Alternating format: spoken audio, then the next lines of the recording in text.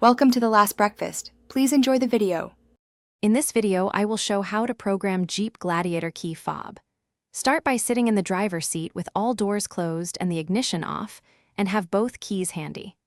Turn the ignition to run without starting the engine, then back off, repeating as instructed by your model when prompted.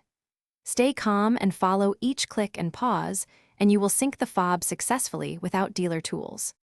Follow the sequence.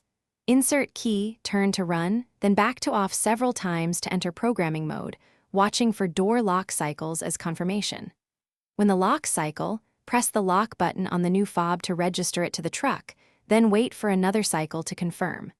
Repeat for additional fobs, and always test lock, unlock, and panic to ensure each fob communicates properly with the vehicle systems.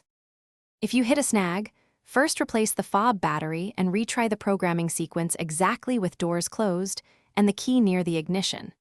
If locks do not cycle or the truck refuses to enter programming mode, try another key or remove any interference like aftermarket alarms.